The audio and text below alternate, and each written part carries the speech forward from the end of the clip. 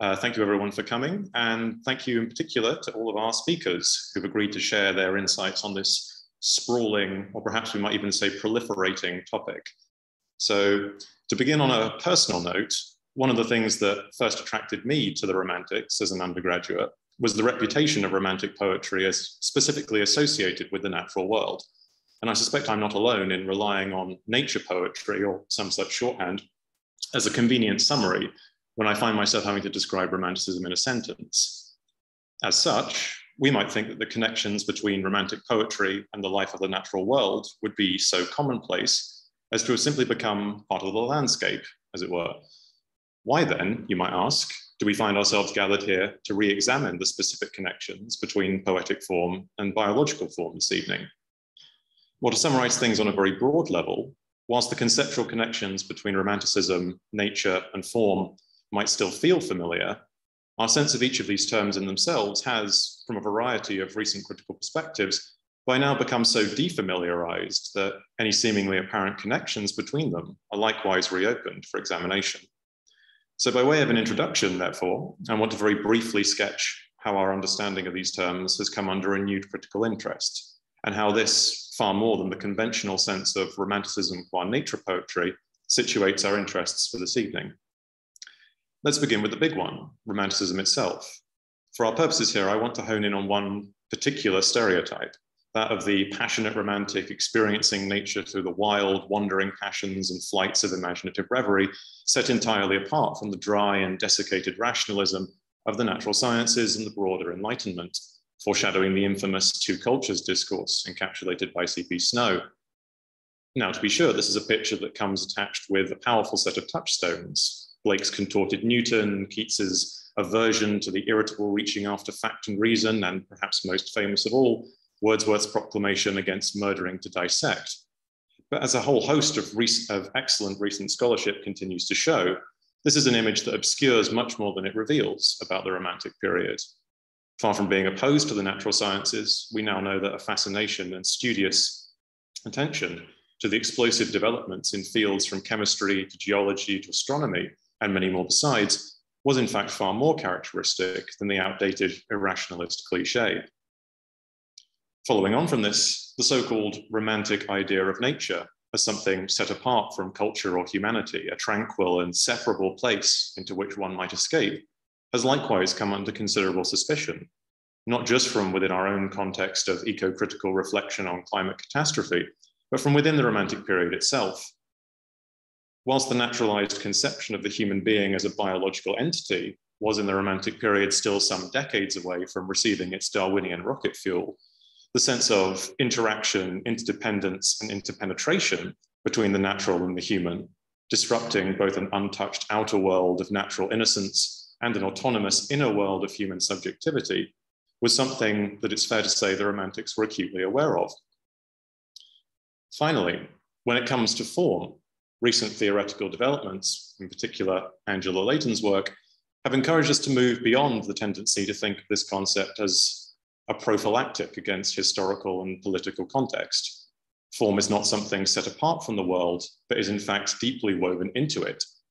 Here again, we can find common cause with Romantic concerns, insofar as the aspiration towards an organic form came to be seen as one of the highest goals of poetic enterprise in the period, with the concomitant ability for critics to discriminate this organic form from its merely mechanical counterpart, likewise becoming a hallmark for taste.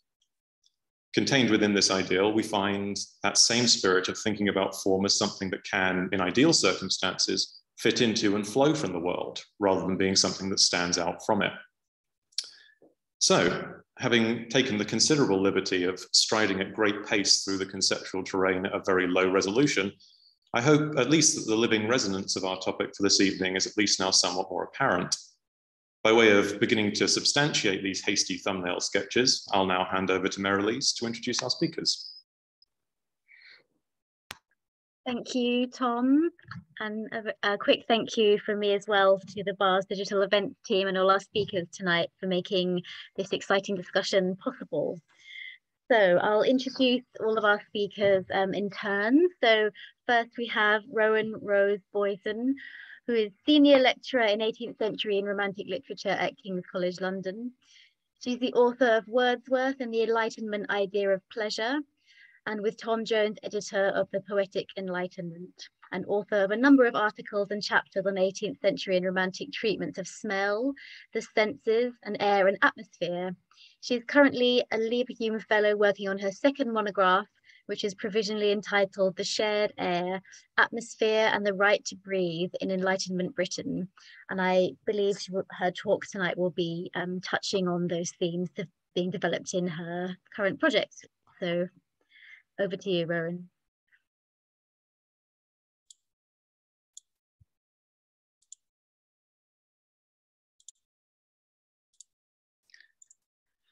Hi, everyone. And first of all, thank you so much for this invitation to appear on this panel. I'm really excited to be here. Yeah, I'm going to talk about themes of contamination, immunity, and vulnerability. And there's a question mark because this is all very provisional, as you will see. I was inspired partly to think more about this by a wonderful book I read in the middle of the pandemic when my second child was just 2, called On Immunity and Inoculation by Eula Biss, which came out in 2014. But as you can imagine, it proved remarkably prescient of the questions about immunity and vaccination that have preoccupied us all so much in the last 2 years. And I'll give you these quotes, which just give you a flavour of Biss's writing and her main arguments. Let me just minimize that so I can read. Right, as long as a child takes only breast milk, I discovered one can enjoy the illusion of a closed system, a body that is not yet in dialogue with the impurities of farm and factory. Caught up in the romance of the untainted body, I remember feeling agony when my son drank water for the first time. Unclean, unclean, my mind screamed. She goes on to write, if we do not yet know exactly what the presence of a vast range of chemicals in umbilical, cord blood and breast milk might mean for the future of our children's health, we do at least know that we are no cleaner even at birth than our environment at large. We are all already polluted. We have more microorganisms in our guts than we have cells in our bodies. We are crawling with bacteria and we are full of chemicals. We are, in other words, continuous with everything on earth, including and especially each other. And the book as a whole begins from these sort of investigations and questions about childhood vaccination that she experienced as a first-time mother. And you can see from this fabulous cover, the myth of Thetis dipping Achilles in the river Styx to give him, what's the word? Not quite immunity, but invulnerability to harm. And she misses, of course, his heel. So it thinks a lot about the long myths and metaphors of inoculation and immunity and drawing on some contemporary theory as well. But the book as a whole is really a pie into vaccination. And as she writes towards the end, if vaccination can be conscripted into acts of war, it can still be instrumental in works of love. And in my current book project, which Merrilees mentioned, I'm thinking a lot about air and purity, air quality, toxicity, air pollution. Today is in fact World Clean Air Day. And I've been puzzling a lot over ideas of contamination and the aesthetics of such. And that's what prompted me. This invitation to think about poetic and biological form made me very quickly kind of do what I'm going to offer you, which is a very sort of mini literature review of how some people have begun thinking about immunity and contamination in relation to Romanticism.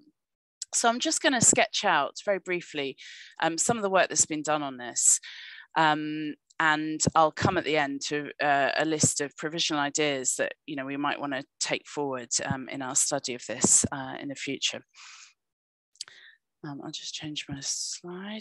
Anyway, so going back, we can think about Alan Buell's work on Romanticism and colonial disease. He discussed at length the shift from theories of airborne contamination to more modern models of contagion.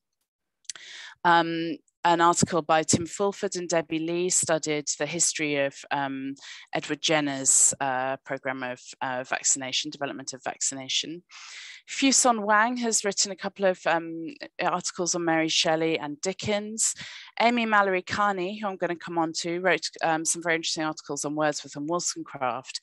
But there's been quite a big change, I think, overall in the way this topic is being treated. Since the work of Roberto Esposito has acquired more widespread interest. So he's written this trilogy, Communitas, Bios, and Immunitas. And Immunitas is the one that's particularly attracting attention in this framework for obvious reasons. And I'm just beginning to kind of read and think about Esposito, but as I understand it, Immunitas, he's quite interested in the history of dialectical thinking, and Immunitas is functioning in a similar way to the pharmacon, that you might be more familiar with. The idea that by taking in some of the kind of badness of disease, the object or the person is transformed, as he puts it, from immunitas to communitas. So it's very much thinking about the ethics and politics of shared life beyond the more Foucauldian critique of biopower, which had kind of predominated previously. So another recent work directly inspired by Esposito is Michael Mack, which Sharon Lafford put me onto. Tilotama Rajan, to come on to the Romanticism, last year published a set of essays relating to Esposito.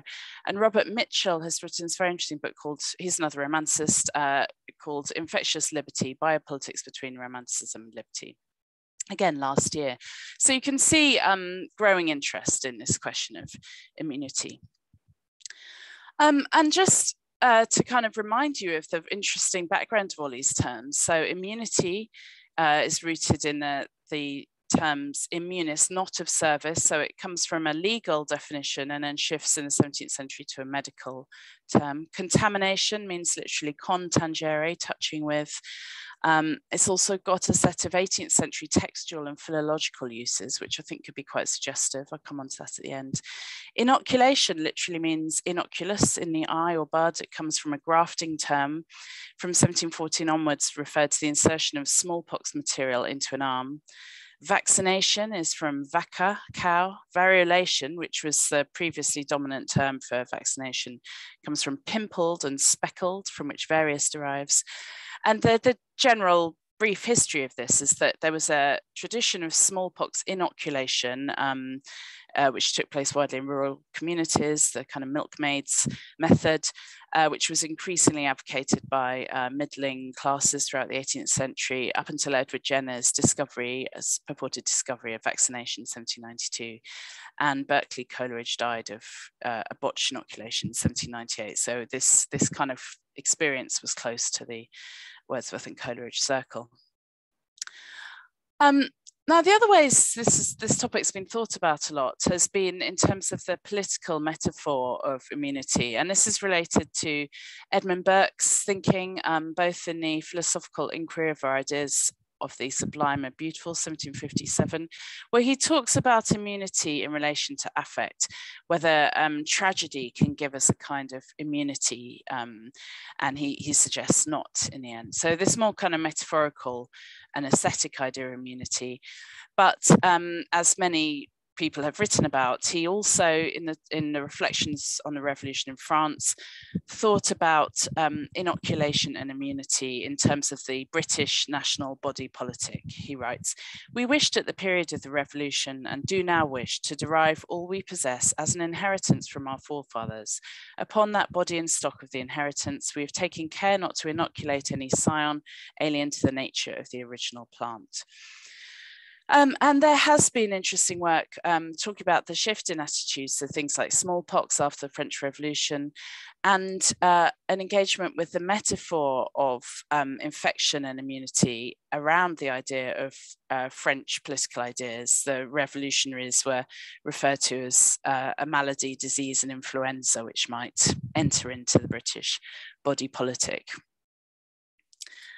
And just to give you a flavour of one way this has been worked through some Romantic poetry, this is a very brief summary of Amy Mallory Kearney's argument about Wordsworth's Poetics of immunity. She builds it around these, I guess, four main examples from Wordsworth. First of all, address the freeholders of Westmoreland. As soon as the petty artisan shopkeepers and pothouse keepers of overgrown manufacturing towns and our enormous cities had each and all been invested with the right of voting, the infection would spread like a plague. So this is kind of Burkean conservative anxiety about the infection of the body politic. The famous lines from the Prelude, sure it is that now contagious air did oft environ me, unknown amongst these haunts in former days.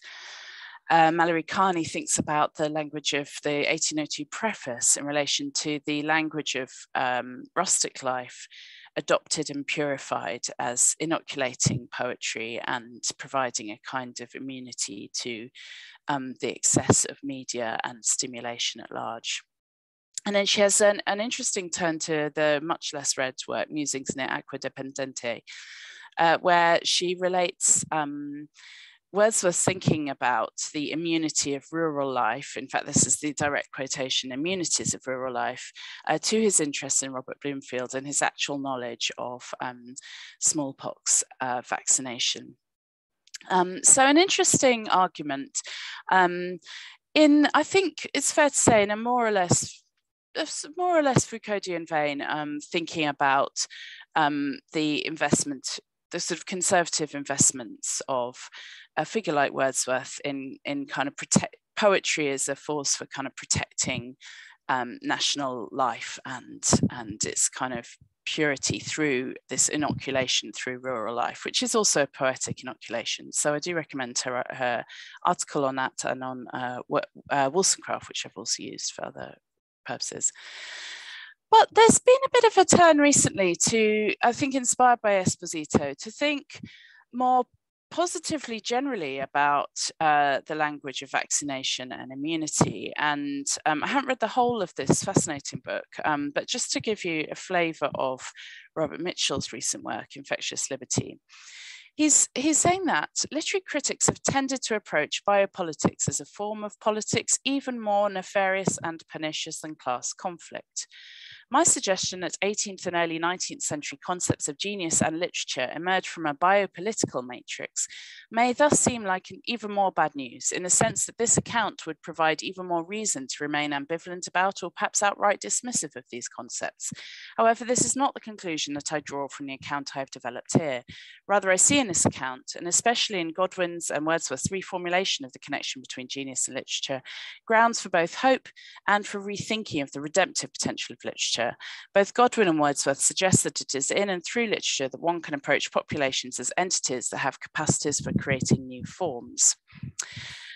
And then I want to turn also to Amanda Jo Goldstein's fascinating book, I think it's about 5 years old now, Sweet Science, Romantic Materialism and the New Logics of Life, which engages very much with the title of this panel as a whole. So she suggests, drawing from another critic, that the notion of form as the unifying closing and enclosing shape of things does not survive its encounter with Goethean morphology intact. And she gives this kind of list of authors who offer a dissent from vitalist and organicist positions.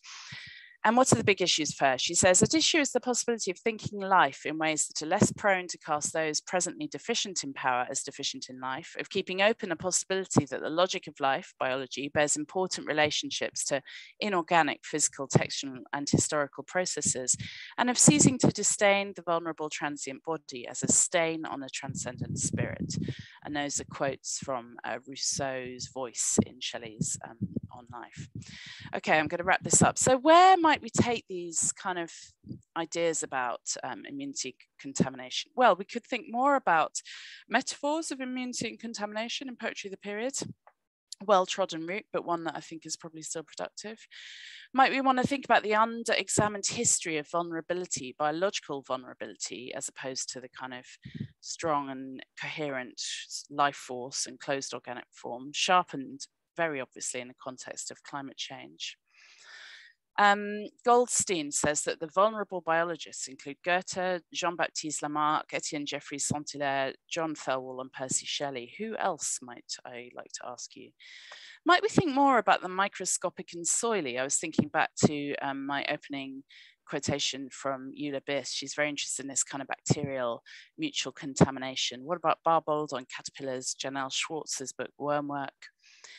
Might we want to go back to reinvestigating those 18th century ideas of textual and philological contamination? That was an actual 18th century meaning of the word contamination. And could we think more about that? Michael Mack says we might just practice contaminations of periods, national literatures, genres, media, and disciplines.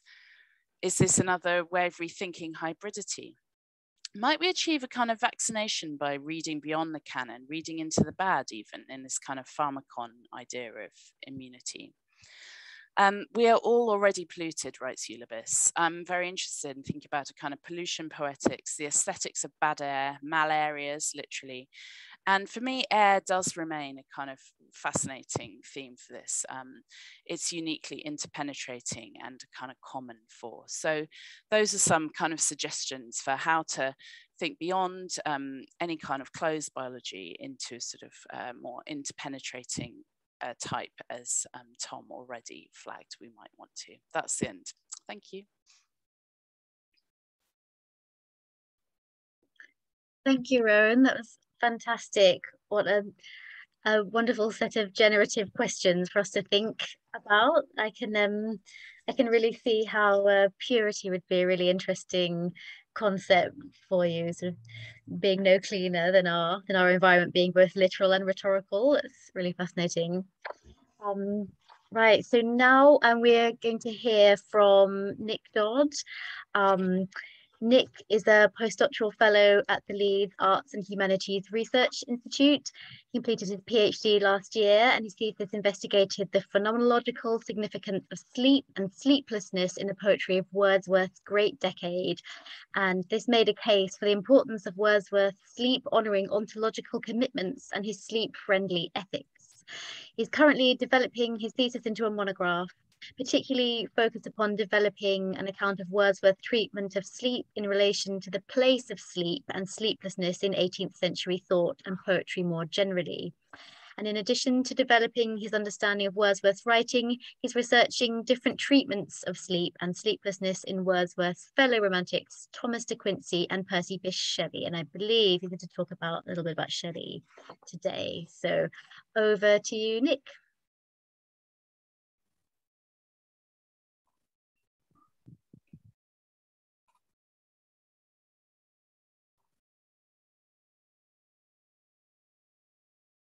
Okay, thanks very much, Merrilees, and thanks, Merrilees and Tom, for inviting me to talk, and also for the bar's digital people for making the whole thing possible for all of us. Okay, I'll plunge in. So my talk is called The Sensitive Plant, and it's about Shelley's poem, The Poetics and Politics of Circadian Rhythms. Shelley wrote The Sensitive Plant in 1820 and published it in Prometheus Unbound and Other Poems in the same year. The sensitive plant of the title is the Mimosa Pudica or Mimosa sensitiva. This plant had been an object of study for much of the previous 100 years. This study was motivated by what Ritterbusch calls the botanical analogy, the question of what ways plants are like animals. One of these experiments has had lasting significance. In 1729, the French astronomer de Mairan discovered that the daily leaf movements of the sensitive plant persisted in constant darkness. In other words, before the concept existed, he found evidence for the existence of circadian rhythms. The 20th century chronobiologist Colin Pittendry distinguishes between the day outside and the day inside. The day inside refers specifically to the circadian rhythms which govern the bodily processes of living creatures. I would add that we can understand this day inside as recurrently giving way to an ever near night inside. This inner day-night relationship calls to mind Corrie Anton's radical phenomenological idea that our being is always from and towards sleep. My talk offers a reading of Shelley's The Sensitive Plant as an experiment in poetic form, which evokes the inclusivity of sleep as a vehicle for utopian thought, and which supplies a conclusion which functions as the poem's revolutionary dream of itself. The Sensitive Plant first three parts tell the story of the transformation of an initially paradisal garden into a wasteland over the course of a year. Part first introduces the garden and the sensitive plant which grows there. What distinguishes the sensitive plant from the flowers around it is that it has no flower, no odour, nor any fruit. It feels love from its root to its tip, but it cannot express this love. The sensitive plant is responsive and receptive, but its capacity for love is restricted to an appreciative longing to act generously to the living forms around it.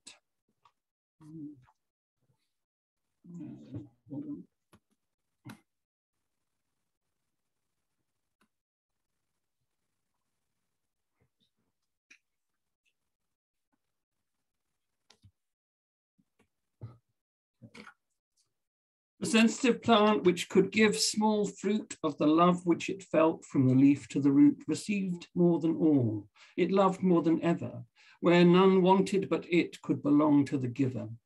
For the sensitive plant has no bright flower. Radiance and odour are not its dower. It loves even like love. Its deep heart is full.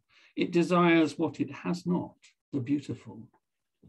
This description anticipates the Platonism of the poem's conclusion, since the sensitive plant's unsatisfiable erotic yearning evokes the Platonic conception of desire as the wanting to possess beauty that one lacks. Part second describes the maiden who tends the garden and ends with the moment of her death. The third part describes the garden in the grip of death, transformed by the coming of winter. The conclusion reflects on how we exist in a world of seeming, rather than of certain knowledge, and claims in the light of this uncertainty that death itself is no more than a mockery.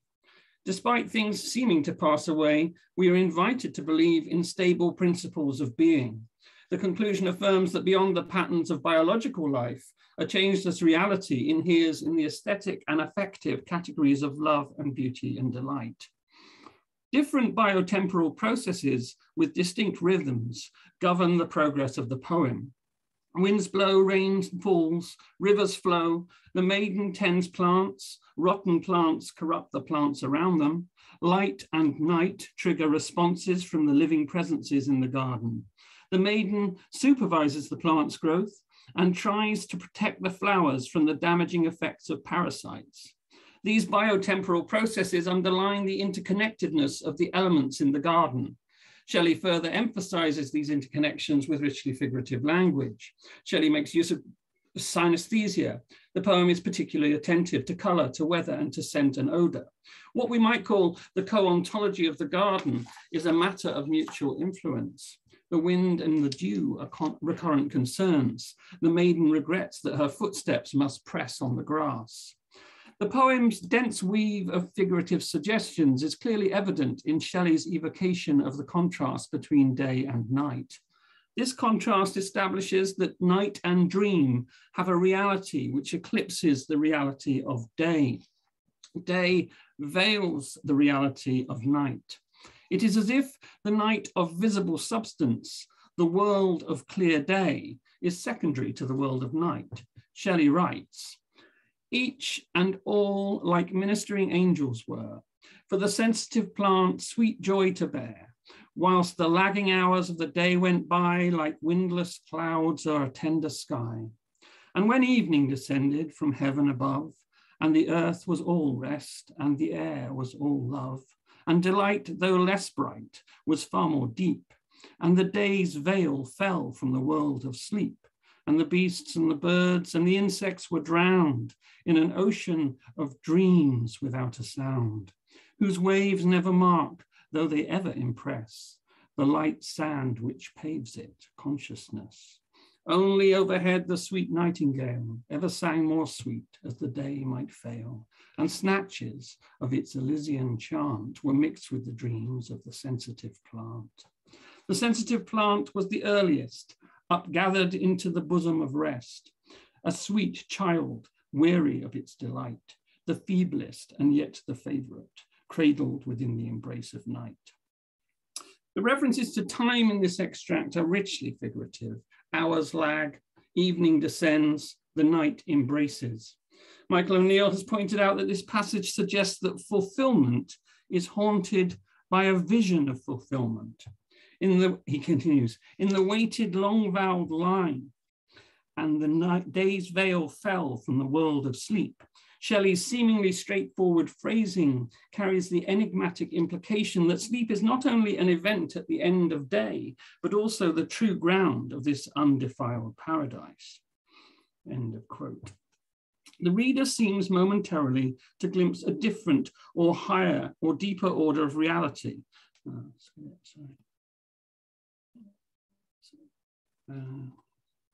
The description of sleep and dreams exhibits a rich variety of images. To sleep is to drown silently in an ocean of dreams. These dreams associate the most delicate effects with the sublime vastness of the ocean.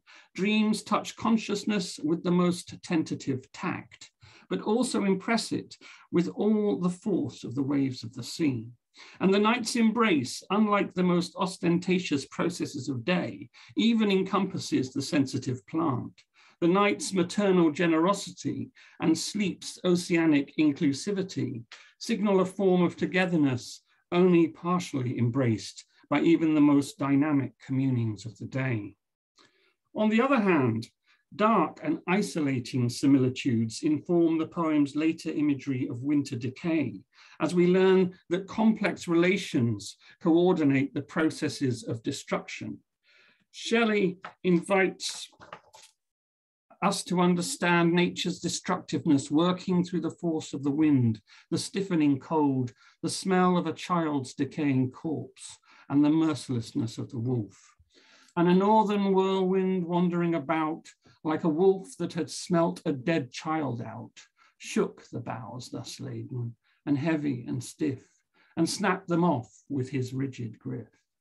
The frozen trees succumb to the force of the north wind in a way analogous to the links of the food chain being secured by a predator's violent hunger.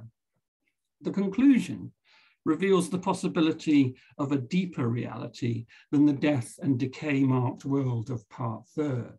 Like the night in part first, the conclusion is an event in the poem, which also potentially serves as the unlikely ground of the poem's metaphysics. The conclusion serves as the poem's dream of itself.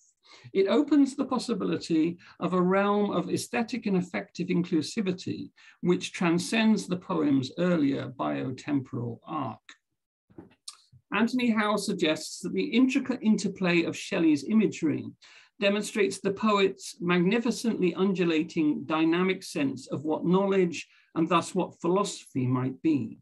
And it was in Plato, perhaps more than in any other writer, that Shelley discovered a depth of poetry always available, not so much to answer questions as to pressurize the inevitable assumptions with which they emerge into the context of a scientific and rational modernity. Poetry, especially Plato's intellectual brilliance, defamiliarizes the prejudices of the philosophy of the age. Michael O'Neill describes the conclusion as one of Shelley's most daring structural inventions. He continues, the conclusion stands in a deftly ambivalent relationship to the rest of the poem. It sums it up and yet holds apart from it, acting almost as a form of commentary on the poem within the poem, a meta-text that reads and is in turn read by what precedes it. The conclusion invokes a realm of a Platonic realm of forms. Specifically for Shelley and the sensitive plant, aesthetic and affective categories constitute these forms. Nonetheless, his closing allusion to a Platonic scheme closes the poem on a note of paradox. For love and beauty and delight, there is no death nor change. Their might exceeds our organs, which endure no light, being themselves obscure. Despite the bravurous synesthesia that informs much of the poem's imagery, Shelley finally bemoans the limitation of the human organs since they are obscure and cannot endure the light.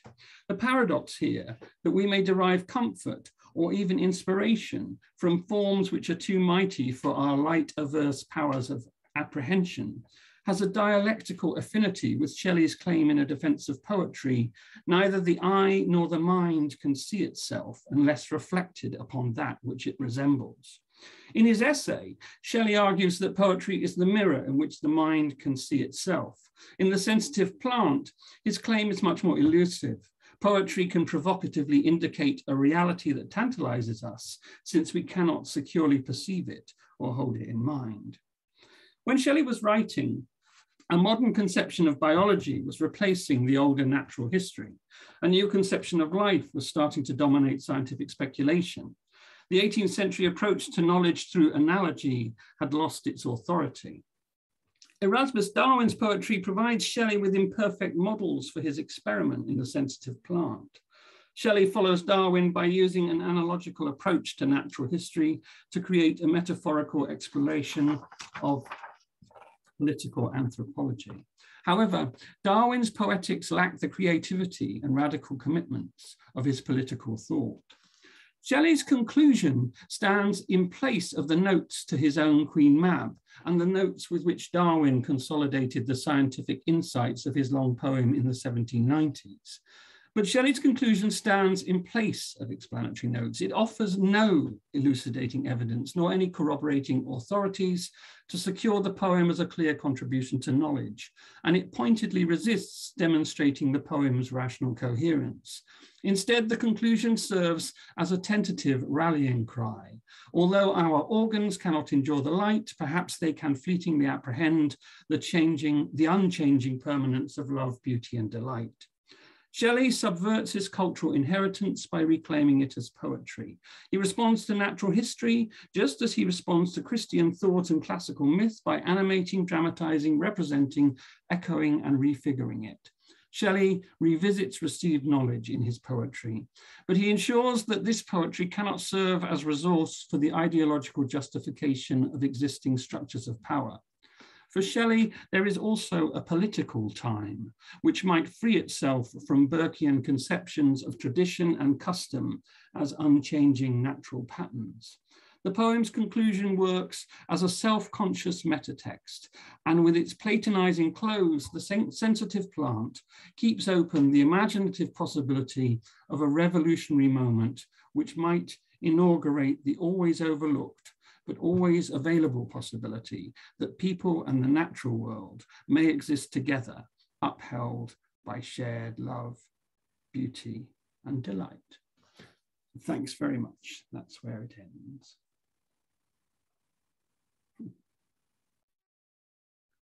Thank you, Nick. That's absolutely fascinating approach to Shelley. I was really interested by the idea of a tentative utopianism that would be inclusive by, like, the maiden regretting pressing too much on the grass, or maybe being too much to do with seeming. That's fascinating. It makes me think about the how similar ideas might be applied to a poem like The Triumph of Life, which is also about Plato's brilliance, for example, having a defamiliarizing effect, I think. So thank you for that. And our next speaker is Professor Sharon Ruston, and she is chair in Romanticism at Lancaster University. She's published The Science of Life and Death in Frankenstein in 2021, Creating Romanticism in 2013, and Romanticism: An Introduction in 2010, and Shelley and Vitality in 2005. She also co-edited the 4-volume Collected Letters of Sir Humphrey Davy for Oxford University Press in 2020. And she's currently leading an AHRC-funded project to transcribe all of the notebooks of Sir Humphrey Davy, and urges everybody to help with this task. And I think the details for that project will be going in the chat now. And Sharon will be speaking about form and transformation, chemistry, and romantic literature. Over to you. Thank you. I'm just going to share my screen.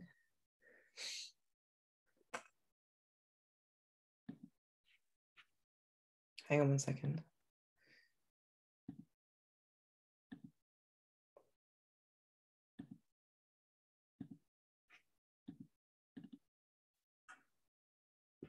Can you all see that? Yeah, we can see that, yeah. Great, thank you for letting me know. Thank you to Tom and Merrilees for the invitation, and to the BARS digital team for these great events, some of which I've really enjoyed. It's nice to be at one giving some talk, and I'm really going to be talking about that project, the Davie Notebooks project, which was just mentioned then. So we're crowdsourcing transcriptions of the notebooks of Humphrey Davie, the chemist. We have 75 surviving notebooks, and we're doing this on Zooniverse, and the link is going in the chat, I think. So please do have a look at this, because I'm hoping some of you might be tempted to do it. It's quite addictive when you get started. The notebooks are really fascinating, and we encourage researchers to, when they find things, to sort of research the people and places and sketches and reading lists and gossip and shopping lists and chemistry and everything else that you find in them. And we're finding out new and interesting things every day, which you can keep up with on Twitter. I think the thing is down there on the slide. Here is a slide showing you the Zooniverse project. So the thing that examining the notebooks really shows is just how much poetry Davie wrote. And there are lines of poetry written on the same page as accounts of his chemical experiments. So it's clear that he was writing poetry while in the lab, doing these experiments. So the pages are like torn and stained, and you can see there's all sorts of stuff going on at the same time. So, you know, Davie is using different methods, poetry and chemistry, in an attempt to understand and express the world as he saw it. And the notebooks continue to reveal Davie's interest in transformation, which I kind of have written about a little bit. So the transformations that take place in the organic world, and his idea that chemistry was the science to study that was the appropriate science for it. So throughout his career, and particularly when he was young, there's much evidence that Davie was trying to discover the laws of life, as he called it. And the notebooks kind of confirmed that he was trying to trace these laws, to identify them and understand them. And one such law that Davie perceived concerns energy, the energy that enables constantly moving atoms, which are continually changing into new forms to create new living beings. So in his 1802 discourse, Davie spoke of matter possessing active powers, which enable the constant transformation of the living world. So he also thought that the chemist possessed these active powers, enabling him, of course it was a him in Davie's idea, to change matter from one state into another. So the chemist here could be combining elements to create new compounds, such as nitrous oxide, or separating mixtures into their constituent parts, or changing the forms of things by means of, say, the application of heat, of cold, of electricity, to resolve ice to water, or vice versa. So that the chemist has these active powers to change the forms of the living world. So I want to try and think about these ideas as a metaphor for his methodological approach. So much of Davie's poetry in the notebook seems to be repeated phrases and lines and favoured words, and these swirl around the pages, forming new combinations and appearing in new situations. He returns again and again to the same themes and images, such that his efforts to create and revise can be likened to his scientific worldview of these atoms constantly changing and creating new forms. So I want to try and explore the potential relationship between poetry and chemistry more in this light. Perhaps all poetry can be thought of as individual elements, such as words, rhymes, images, that change and combine when they come into contact with each other to create new entities. I like the idea of a poem as a living thing, which changes with time and with new interpretations. So I'm also fascinated by the idea of the poet as a chemist. And I want to explore all of these things when I'm not head of department, basically, when I have more time to think about things. So yes, but these are all kind of ideas that I think are there to be explored. New evidence of a world in constant transformation was presented by a number of chemists in the Romantic period. And chemistry was perhaps the most exciting science of the day, with discoveries being reported almost daily and the tantalizing possibility of more breakthroughs to come. Chemists discovered a bit earlier than Davie that air and water were not single elements, but could be made to reveal the individual elements of which they were composed. So ice, water, and steam were found to be different states of the same element or compound. And the new worldview enabled these breakthroughs, recognizing them as a constant transformation of matter from one form to another. These insights reveal the world to be a closed system where all the elements in the world already exist and nothing can be destroyed or created, really. I mean, new things can be created by combinations of things that already exist. Such sentiments could be traced back to Lucretius' materialism, in De Rerum Natura, where he argued that nothing dies, but everything changes. So in an early Davie notebook that's been transcribed very recently, there's more material to confirm that Davie's belief that life depends upon constant change. At one point, perhaps preparing for a lecture to be given at the Royal Institution, Davie writes that while in the past, chemistry had been previously employed for the arts and for trade, it had now become connected with life. This new connection occurred when research, I presume Priestley's, discovered how oxygen was absorbed during respiration and how important this was for life. So in a deleted passage, Davie writes that, quote, "This fact, which proved that life depended upon chemical change, opened up new and sublime views." A few pages later, he muses on how life depends upon the perpetual assimilation of new principles with the blood, and notes other vital changes that occur, such as within the nervous muscular fibre during sensitive and irritative action and with nutrition. He laments the fact that the immediate changes produced in living action are out of, or beyond, is what he means, the power of our instruments of experiment, that we can't test them because they're beyond the power for us to see them or experience them. And perhaps inadvertently echoing the later Victor Frankenstein, Davie writes that it is only by accurately ascertaining the changes effected in dead matter during its animation that we may hope to reason concerning the specific changes in living beings. And by comparing these changes with known analogous ones in dead matter, that we can hope to make any progress in the chemistry of life. So the dead provide for future life in a constant cycle of existence. As Davie would put it in Elements of Chemical Philosophy, the published text, the elements of matter are newly arranged in living organs. And Davie is not the only one to recognise this movement between death and life. It was a common theme in chemistry books at the time. So, for example, Jean-Antoine Chaptal, his Elements of Chemistry, which was translated by William Nicholson, 1791, recognise the general law of nature, which condemns all living beings to renovation and a constant circulation of decompositions and successive generations. But Davie, I think, sees this as part of the creative endeavour. In another notebook kept around 1800, these notebooks are all around the same time, but though he does add to this one in 1805, he writes about how in so-called uncivilized nations, the first race of men of genius are conjurers, priests, and heroes, but these are counteracted by another group of men. Thus, while one portion of genius is employed in converting organic into inorganic matter, another portion is busy in giving life and spirit to the clod and in converting machines to men. It's all up for grabs with these quotations because they've just been transcribed and, we don't know what he means by a lot of it. I'm kind of, it's hugely suggestive. I've got a few ideas, but people might have other ideas of their own. He seems to suggest that there are different kinds of genius, or perhaps two parts of the same genius, one that gives life to otherwise inert matter and another that does the opposite. The first, whose genius has a deadening effect to perhaps those conjurers and priests, he was very radical at this time in his life, but the second enliven with their work. He may have been thinking of a revolutionary political awakening where people who had been existing merely as automata are brought back to life.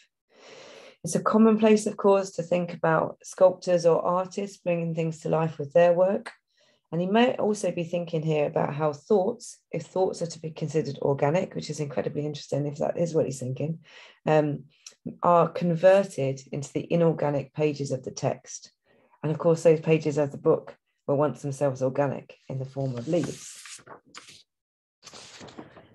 In yet another notebook, around the same time, 1801 to 2, the metaphors of transformation appear again, but in another context. I don't think this is poetry. It's quite poetic, perhaps in its register. The lines come at the beginning of a notebook, and on the next page, he plans an epic poem set in China. So it's like, you know, this one bit, and then he moves on to something else. So, an unshaped mass of living sentiment, my feelings were the feelings that the voice of nature gives to man. And in my peaceful bosom was the love of nature mingled with the love of man. And with no sophistry, no damned lies convert unto the purpose of his soul the eternal thoughts of nature. And then a line drawn across.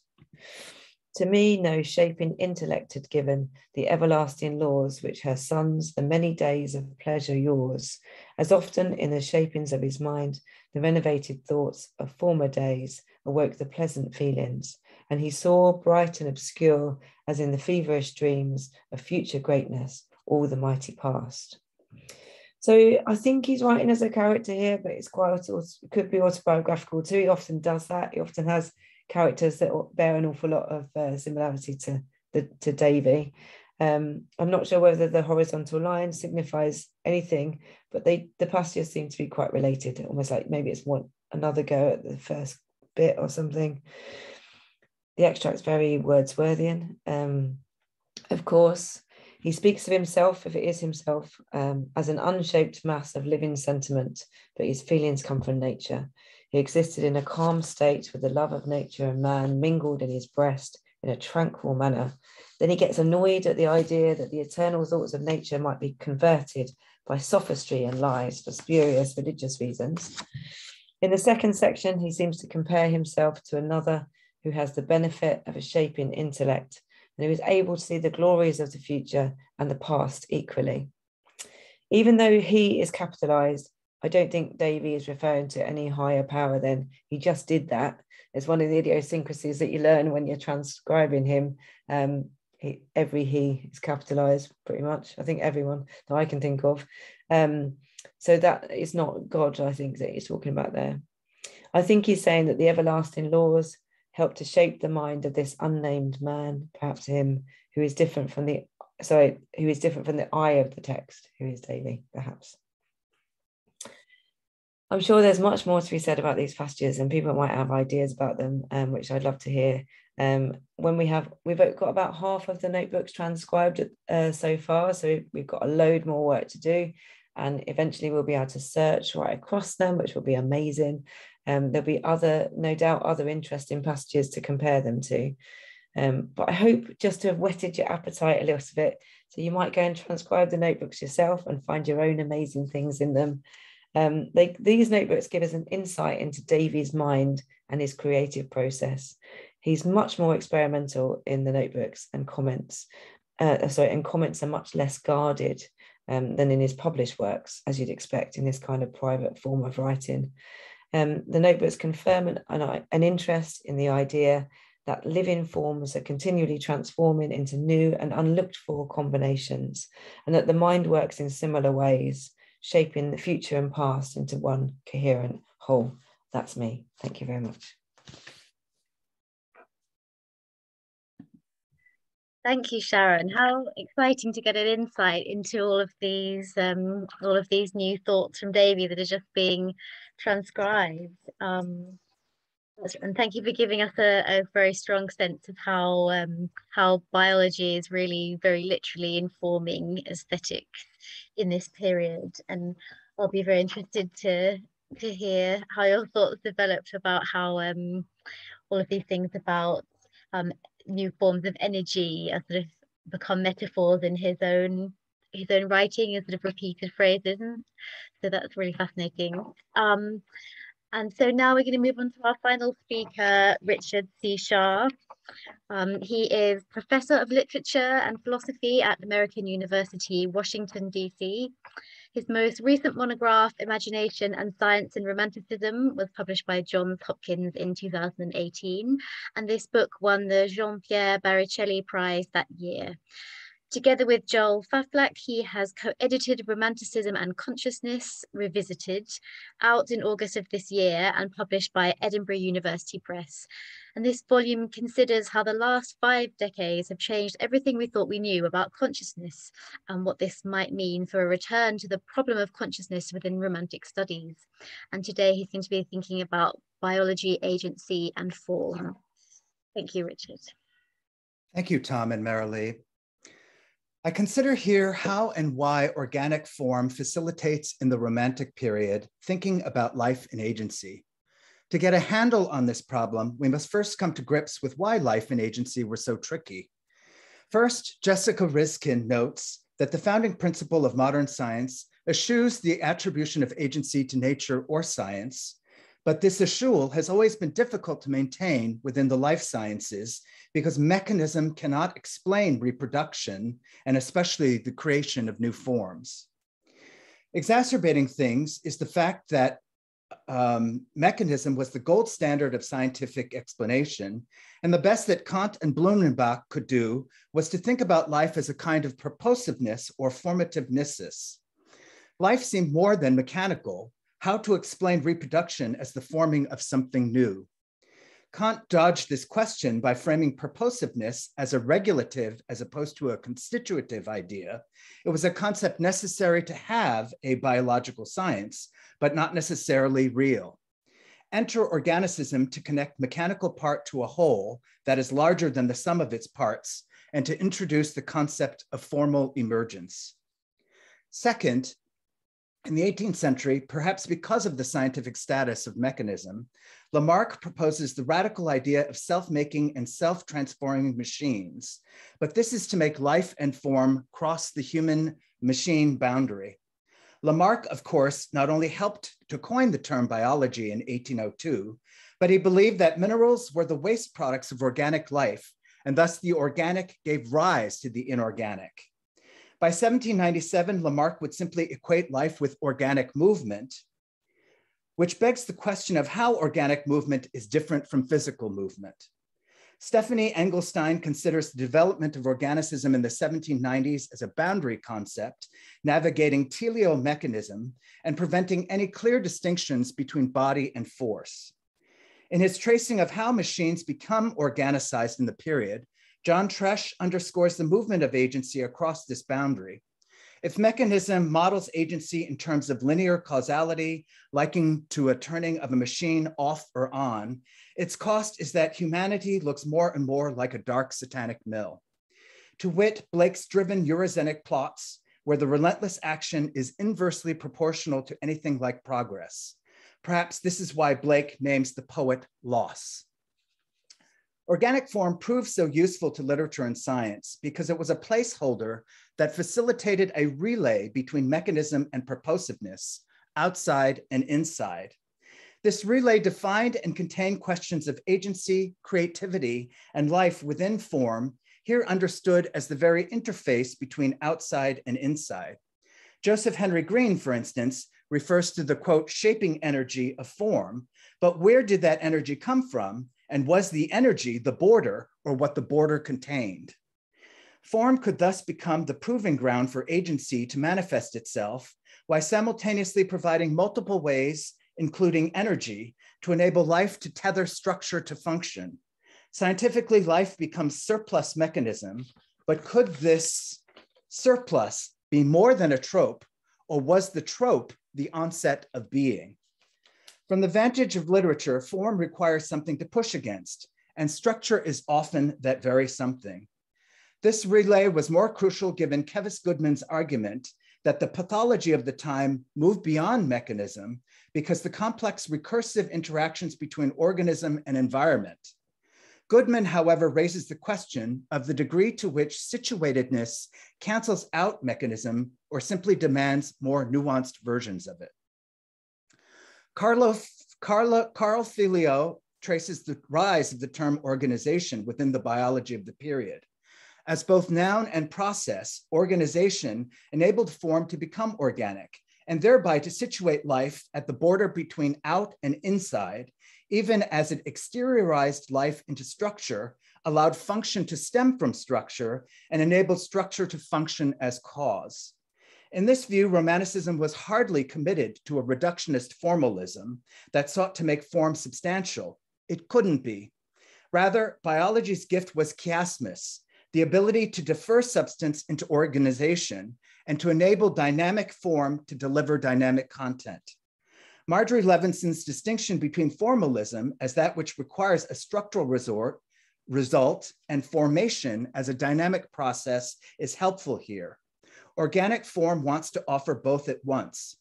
Organization put into place structure as process, as form, even as it anticipates what we today call self-assembly, or what Devin Griffiths calls ecological form.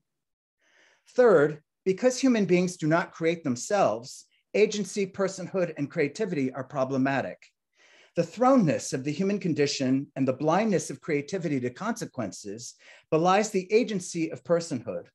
Perhaps because humans do not create themselves and creativity is so difficult to control, it is often figured as an external force not within the artist's control. Hazlitt refers to it as the, quote, cunning of ecstasy. The challenge has always been how to harness it. If creativity is to acquire teleology, it does so after the fact, and organic form becomes an excellent placeholder so that intention can accrue effects. The same holds for scientific experimentation. One never knows its import until after it's finished, and the retroactive nature of agency means that it is either becomes a process, a kind of drive, Humean habit, Faraday's series of electrical experiments, so that it can receive a teleology ex post facto. What this retroactiveness reveals is the fiction that human agency is a synthesis of will and cognition. Because the will is taking in information, action is never commensurate with knowledge, and thus intentionality only emerges in a recursive mechanical loop. We witness creativity and form as a problem of agency and biology riding into the rescue when Keats insists in his famous letter of 27 February 1818 that, quote, if poetry comes not as naturally as leaves to a tree, it had better not come at all. No tree Keats exteriorizing a form, despairs of control over the creative process and form, even as he turns to organicism as systematicity, nature, so that ideas of poetic self-generation and control over it become possible. Without intelligibility, no control is possible. Indeed, Keats there recounts the paucity of axioms he has available to him about poetry and the fact that he himself is far from their center, thus wearing his lack of agency and knowledge on his sleeve. This lack is intensified by the fact that the axiom is Hazlitt's, not Keats's own, but Keats transforms Hazlitt's flower that, quote, spreads its sweet leaves to the leaves of a tree. As foundational, axioms resist the formation of the new, but Keats shifts scale to find the new. The axioms about poetry nonetheless provide Keats with a geometrical ground of necessity, without which freedom could not be generative. And this in turn creates something like a space that can become the poetic will. When Keats describes his own creative process in Endymion within the same letter, quote, I have most likely but moved into the go-kart from the leading strings, we should note the passive voice, but moved makes him the object being moved.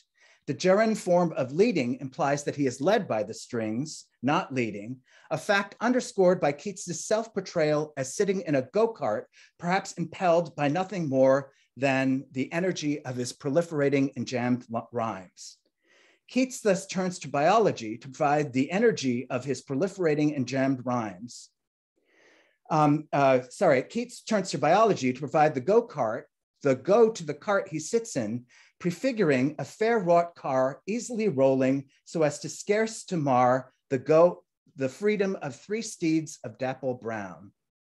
On the one hand, the three horses symbolize organic passion and yet are distinct from the inanimate car, even as they pull the car.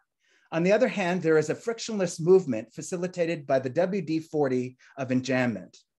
Movement of the car becomes evidence of creativity, but that movement is removed from passion, something that human beings suffer. The work of organicism then is to make creativity into a system whose efforts amount to a kind of surplus homeostasis, with homeostasis serving as the very backdrop that enables something like human agency to appear. Human creativity thus acquires a parasitic relationship to life, while life becomes parasitic on mechanism.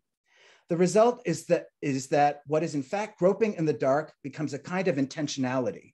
Here, Keats blocks any smooth relay between mood and trope that suggests coherent being, resisting being, perhaps because it has become mechanical.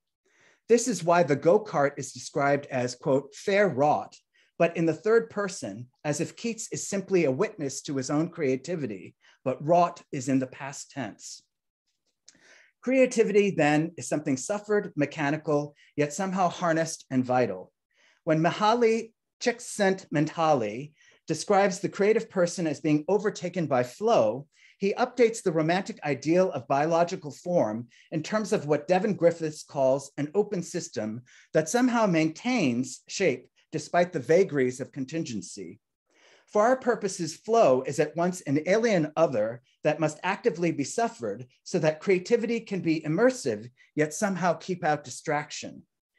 Csikszentmihalyi insists that in flow, the activity becomes autotelic and that there is a meaningful merging of action and awareness. In this view, creativity hovers between automation and consciousness, thus taking on the drive of mechanism so that worries about failure and self-consciousness disappear. We are now prepared to wrestle with Mary Shelley's famous statement limiting invention. It must be humbly admitted, invention does not consist in creating out of the void, but out of chaos. The materials must in the first place be afforded. It can give form to dark, shapeless substances, but cannot bring into being the substance itself. Invention is the organization of form, not substance, and being thus shifts from substantiation to organization. Creativity thus gives form to what looks like chaos, and in the process organizing structure, not providing one. Sharon Ruston argues that for Shelley, creation should be renamed invention. In this way, a biological understanding of creativity knows its limits and reframes agency in terms of form over substance. Form thus is transformed into the eventual purposiveness that lies beyond chaotic movement, but this is still to make the ground of agency mechanical. Thank you. Thank you, Richard, for such a, yes, clapping in the chat, I see, fantastic. Thank you, Richard, for such a wide-ranging look at all these complex ideas about agency and proliferation and form as cause and form and structure. So I was thinking we might have a little break, but time is sort of getting on now. So are the speakers happy to continue on with our panel part of the event? Yes. Okay. So we'll try and have sort of 10 minutes of a panel discussion. I have some questions to ask our panelists, and then we will open things up to audience questions.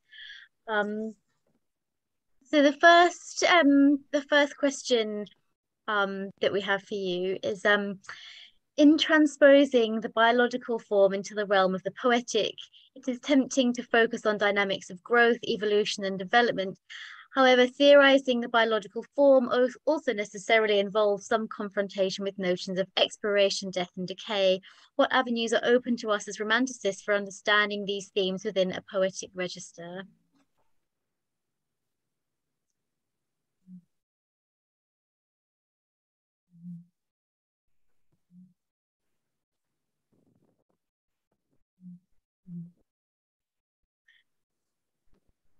So we've had a lot of interesting thoughts about this already, I think, and about the relationship between the organic and the inorganic and how active both might be, I think.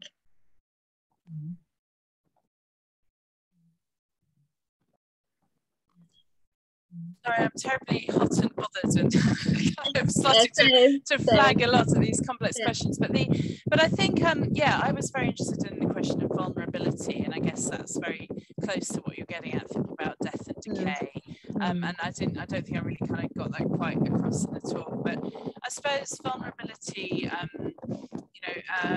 has it been thought about enough? I mean, how do we think about it in a poetic register? I mean, so I think the sensitive plants, as Nick was talking about, is a fantastic work that, just basically says everything anyone would ever want to say about these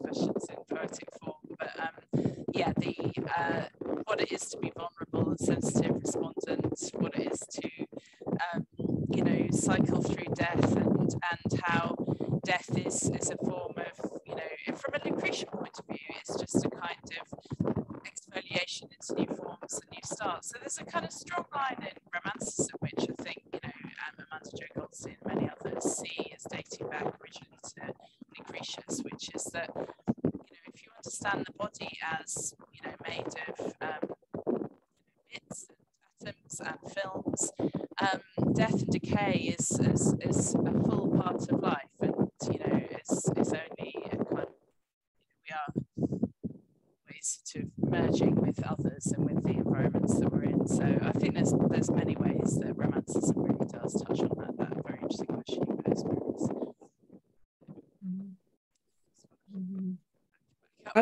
I've always always written about death as well as life, for all the reasons that Rowan's just said then, and I think, you know, that first quotation from the Davie notebook where he's saying you have to look at death in order to understand life, and which seems so like this kind of thing that Viktor Frankenstein is going to say later. I'd quite like to think about this idea that I'm, you know, mind over about the poem as a closed system, and where it's got a kind of birth and death in the end of it. And you think about, I was quite interested in rhymes and how they work and what they do. And I you know, things build in and then kind of end in as well. I'm just talking nonsense now. But yeah, you know what I'm trying to get at. You can't think about life without thinking about death and this constant cycle of them going round. As this is a difficult idea. I don't know if I understood it, but I think Cathy Carruth talks about an example in Locke of the mother who can't escape grief as a sort of problem for associationism, because the associationism is anchored in, as it were, the palpably substantial, but grief, which one can't get beyond, takes a kind of frozen ideal, because the corpse must be decaying. So the loved child is no longer, the actual child is no longer the object of love. And well, I don't really know where one goes with that, except I think it's pretty interesting. And I also think that sort of Shelley's kind of, you know, trying to play the two off against each other somehow, because, well, that bit that I read about the corpse of the child, I mean, he's really talking about it stinking, which is pretty horrible. And so in a sense, I suppose all I can say in relation to Shelley in the sense of plant at that point is that he's at least not ducking the problem, but it's not a problem that's easy to solve.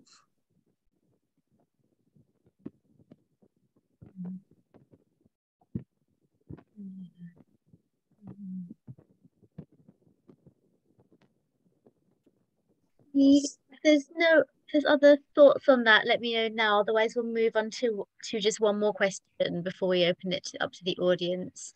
It's a bit of a long quote from Leighton, but I hope this is really getting to the heart of things. So Angela Leighton has written on form that form is self-sufficient and self-defining, a noun lying in wait for its object. And she also suggests that form is both a container and a deflector, looking both to the shape it keeps in and the shape it keeps out. So then how does Romantic science contribute to our understanding of aesthetic objects, particularly perhaps in regard to the shift in aesthetics in the 19th century between Kames's notion of ideal presence of an object and Pater's notion of mental objects loosened into a group of impressions that in art create a quickened sense of life? Any thoughts on this? I'll just say something really quickly, because I haven't got anything on the aesthetics bit of it, but just that that one of the big questions about what life was that whether it was a noun or a verb, and I kind of thought that was interesting in this aspect as well, because it's both the thing, isn't it, and then it's also the the process of living as well. So, and I kind of wonder if that might be applicable in some way to poetry with better minds than mine.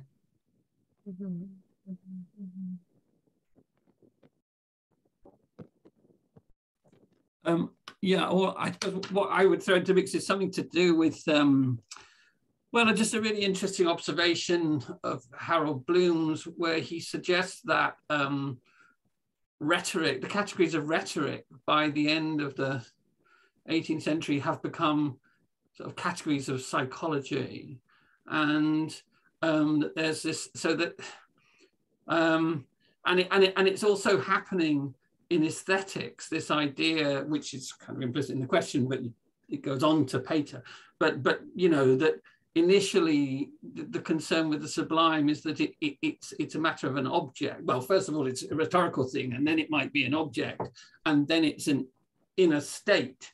And you know, that idea that, as it were, our psychology, and I guess it also goes with the idea of sensibility and irritability and so on, which everyone else knows much more about than me, but you know, that there's, again, I'm not quite sure where to go with it, but that there's something living about impressions, and also something, you know, necessarily receptive about impressions. And what comes to mind as I now speak and think is that just that, well, sort of beautiful thing that Shelley writes about, you know, the sea doesn't mark the sand, but it leaves an impression, so that different kinds of ways in which life, or at least physical forms, touch each other. Yeah. I was just struck in the formulation here that no sooner you have the declaration of self-sufficiency than you have form lying in wait for its object. If it's self-sufficient, it doesn't need an object.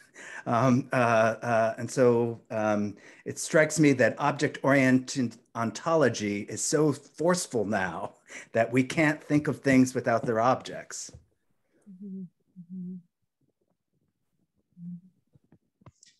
I've just been having a rather kind of idle thought about self-sufficiency and the kind of ecological crisis, actually, and how, you know, how that's become its meaning, even, you know, since Leighton very recently, you know, wrote this book, that the idea of sort of, you know, self-sufficiency is a kind of practice that one probably needs to consider, because we're all sort of, you know, thinking about transition and adaptation, and yet at the same time it's sort of, you know, it seems a kind of impossibility now, given that we recognise so deeply the interconnectedness systems and so yeah, the meaning has kind of taken on a different resonance, I suppose. I mean, I was puzzling in thinking about this event, you know, what has a kind of closed poetic form, a sonnet, you know, does it, how can I fit that with the sort of ideas I have about, you know, interdependence and boundary crossing, and, you know, perhaps it just doesn't, you can't, perhaps prose and historical fiction and sort of baggy narrative poetry is really, you know, the sort of the genre that, you know, speaks to those kind of themes. So I need to give that a lot more consideration, really. But yeah, I feel discomforted by closure and containment, I have to say. But yeah, I take the point about Richard's comment on some implicit paradox.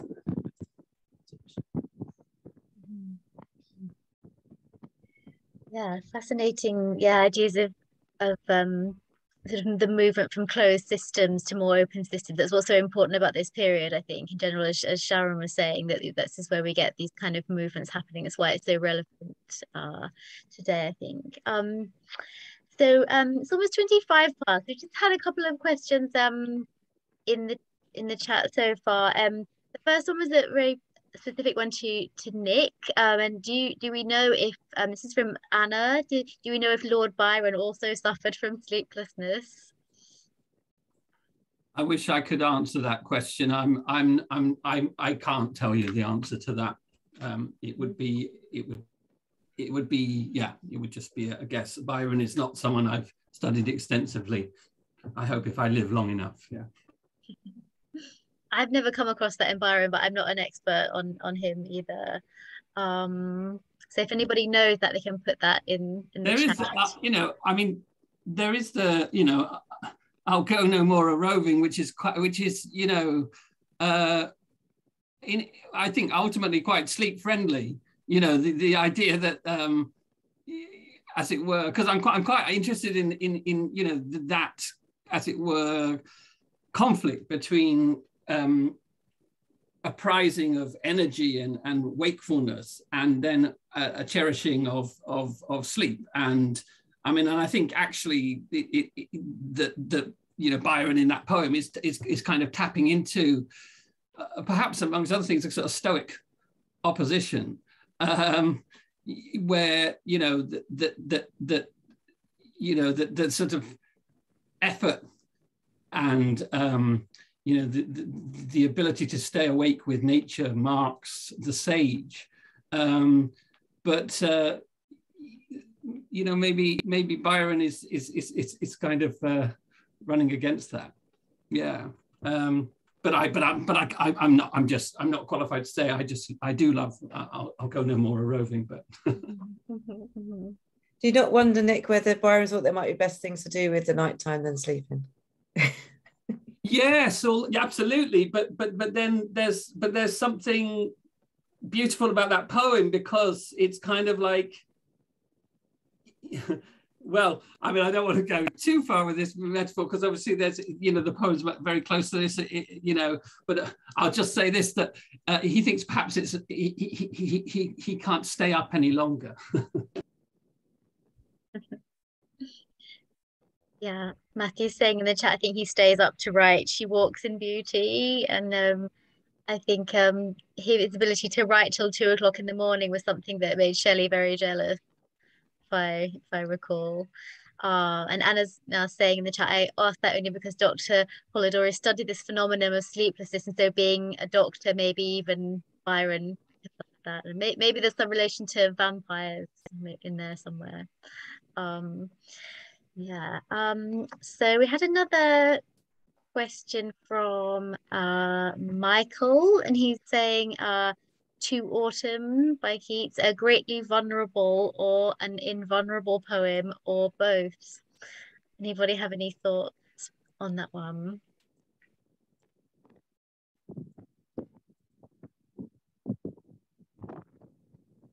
Michael, could you say where you were coming from in that question? Michael, more comments, okay.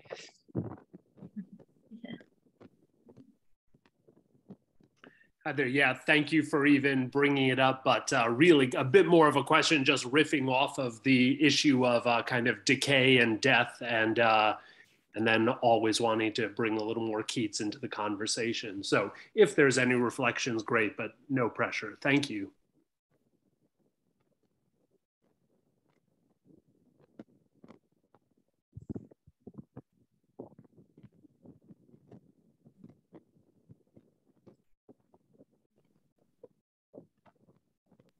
I wonder if drunkenness is a kind of state of being contaminated, which is, you know, one of the things that goes along with the harvest in autumn. Yeah. So I mean, Keats would have known a lot about the kind of the early neurology of drunkenness from his medical training. So I'm sure there'd be something there that you could look into. So we've had another question from Ross. He says, I really like Sharon's description of both poetry and chemistry as method, and wondered how this might relate to form. In particular, I wondered whether the contingency of scientific knowledge might also fit into our thinking about the forms of poetry that engage with science. This might relate to Rowan's point about open-ended form just now, question mark.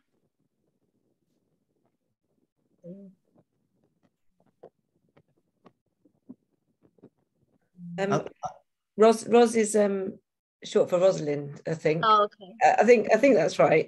Certainly she rather than he, but I don't know. And Ros probably has quite good stuff to say about this herself, because she's very good on this stuff.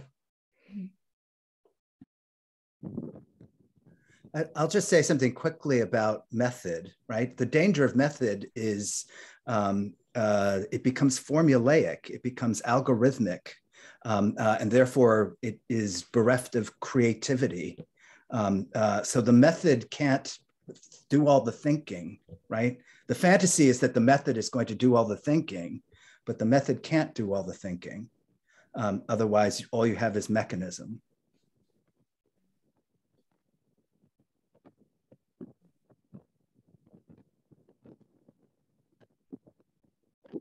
Yeah, I really like the way you brought that out so strongly in your talk, Richard, about how there has to be another space for the will to kind of accept some degree of inertia and sort of work with it creatively. Yeah. It's a really interesting idea, isn't it? That so because the way you think about scientific knowledge, particularly, is that it kind of builds on and gets rid of the kind of, there's an idea, and then that may be found to be wrong, and so the next thing that comes along kind of sweeps away the one underneath. I'm always really interested in the ones that kind of are found to be, you know, pseudoscience or whatever. But it's this kind of, you know, so that's quite an interesting sort of movement, and I wonder how that relates potentially to poetry. But it could relate to kind of the writing of poetry and the creative method, couldn't it? I mean, well, just because I'm obviously obsessed with notebooks, and then, you know, the sort of crossings out and then the writings, the superscript and the kind of replacement of things and revisions. And one of the big things that's a problem is trying to work out, is this a new thing he's writing, or is it the same thing revised? But that kind of works with the idea of scientific knowledge, if you think of it that way.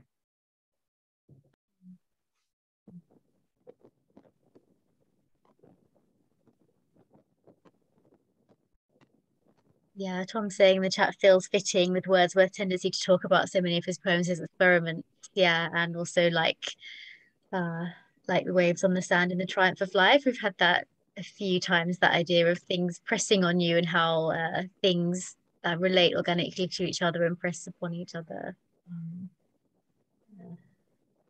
Are there any other thoughts or questions before I hand back to Matthew to close?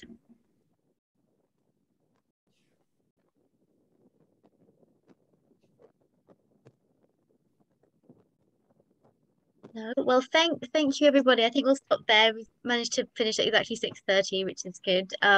So thank you, everyone, for coming to listen, and thank you to our fantastic speakers. And I will hand back to Matthew if he wants to close.